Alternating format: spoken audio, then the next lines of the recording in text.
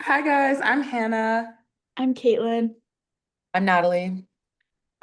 So basically before we talk about our individual agencies and the things you have to offer, I want to explain a little bit about what a home visit normally involves. A home visit is when a caseworker goes into a client's home to kind of assess safety, needs, environment, functioning, and other things like that. Does your organization do home visits? Not at all. So my agency is the Community Action of San Marcos. It's a senior community center. It's completely community funded. So we support seniors with activities, meals, health resources, and like general support needs. Okay, so it sounds like y'all have kind of everything Mhm. at the organization. Like, so everything is kind of on site. Is that Yeah. So basically, like home visits, they require like a completely different funding structure. You kind of need a budget for travel, mileage, liability insurance. So th those costs aren't included in our current grants. So the agency would have to operate outside of its like designated program scope if they try to do home visits. And also okay? Okay. staffing is a big reason too. So we're a smaller center and we really don't have enough like staff to offer that. Okay, yeah, that makes sense. If y'all did like get funding to do home visits, like what do you think that would look like? Like what kind of stuff would y'all offer at like somebody's house? So right now, currently, we do like food banks and on-site meals like breakfast, lunch, snacks, and things like that. So if we did do home visits, it would probably include that, like bringing the food bank maybe to them or saving certain items for them. Um, Maybe like hosting some of the games and activities that we do. Like we'll hold like exercise classes right now at our center. So things like that. We also help with like getting Medicaid and like SNAP benefits and stuff. So yeah. Okay. Yeah, mine's kind of similar. So my organization is Vivint Health, and they have like dentists, doctors, pharmacy, and then I work in the food bank. So we don't do home visits either. And I feel like it could be like something interesting to bring like the food bank to people's houses. Like people often have a lot of trouble like taking their bags home. Like we have a lot of people who ride the bus, like who walk to and from. So I feel like having like some kind of system where we could bring food bank food to their houses instead of them coming there, I feel like that could be like very beneficial as well. So, what kind of resources do you guys provide there so people don't need a home visit? For me, so we offer food, case management, helping them get benefits and things that they need. We also help with like people with mobility issues, stuff like that. Um, what else do we Yeah, have? mine's pretty similar as well. We kind of do like that.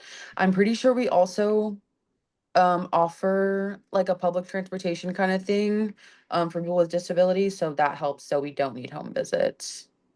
Right. My And agency is a little bit different as we do some home visits and then a lot of stuff is also done in the clinic. I volunteer at Spark Learning, which is play therapy for children with autism. And a lot of children will come in the clinic to get therapy, but some children also get a home visit. So that's very beneficial for them as well. Okay, so what would you say is like the difference between them going into the actual office versus like a home visit? Like, do they enjoy it because it's like more comfortable, or like what are the benefits of a home visit? I think for some kids, especially because they have autism, it can be more of like a comfortable setting, especially if they're really anxious in the beginning and just getting to know a therapist. So I feel like a home visit could be more beneficial in that way. If they're really shy or anxious or have aggressive behaviors, it may be better to do a home visit versus like if they're more outgoing and they have better communication, an in clinic would be more beneficial for them. So I think it just depends on the kid.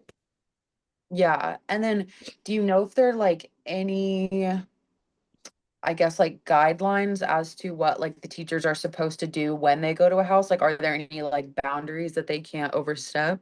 yeah. So, they do, so the therapists that go to homes do get trained by a BCBA before they go over there. So there's Oh, like professional guidelines that they have. Um, they have to respect the family, obviously, and just interact pretty much like they can talk to the family, but they have to just do the therapy with the client, the child, and work directly with them and just respect the family's home.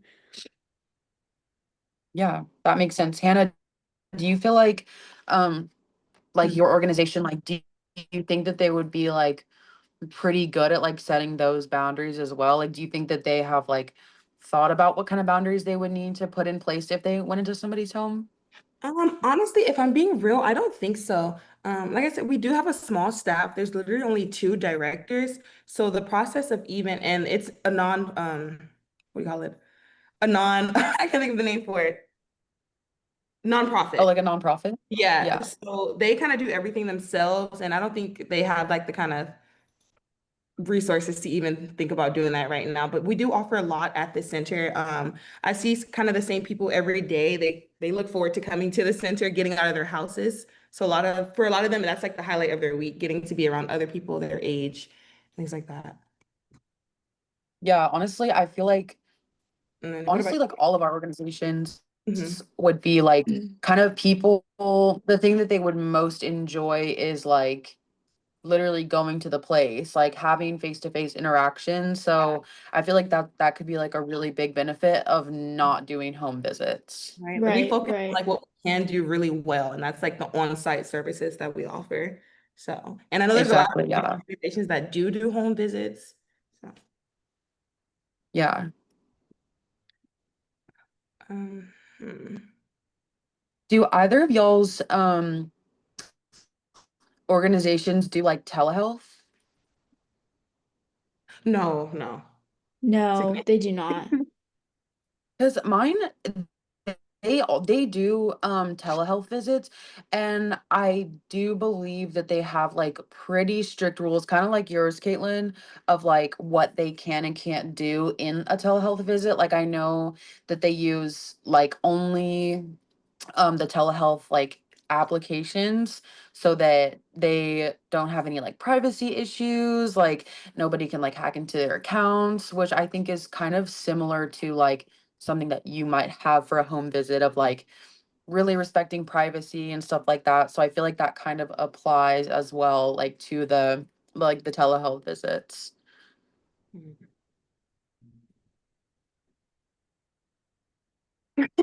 I'm getting so wait, is your program like completely free? Like mine, it's mostly free, but some of the things they do cost, but it's like super low costing. So mine, Oh yeah, go ahead. oh, so mine, they do it No, you're good. differently. A lot of insurance pays for it, but some people do pay out of pocket. Some people do partially insurance, partially out of pocket. So it kind of just depends on insurance because not everyone's insurance covers play therapy. What about you, Natalie? Yeah, kind of similar. Mine, I think so. Some people can pay with insurance. Like if you have insurance, obviously, like it's accepted. But then we also have a lot of grants because if you need our services to be free or discounted, then that is definitely like we can like that's kind of what most people are doing. Like they need the grants. Um, so yeah, I wonder if that would like because obviously it does, like y'all were saying, it's like more like expensive to do home visits, like with transportation and everything.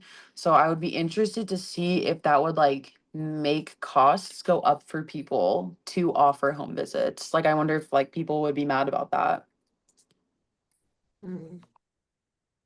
Do you guys Well, think Um, Do you guys think people would prefer a home visit versus coming in the clinic, or do you think people enjoy coming in the clinic versus having someone come to their house?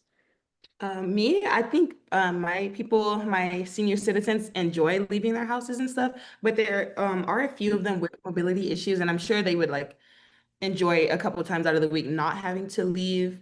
So if it was an option, I'm pretty sure, they love it. yeah, honestly, same here. Cause I know like mine is a really, really tight-knit community. Like everybody really like knows each other and stuff. So I think that a big part of why people to Vivint is because they want to like know their doctor, like know who's serving them in the food pantry. Like they want to know that person personally and be able to see them basically like every time they come and like just like restart their conversation with them that they were chatting about the last time. But yeah, well, that's pretty much it. Yeah. All right. Thank you guys so much. I found some really cool information from you guys. Yeah, Thank thanks for you. sharing. I'm glad we could all get together and talk about this. Absolutely. All Yeah, right, bye. okay.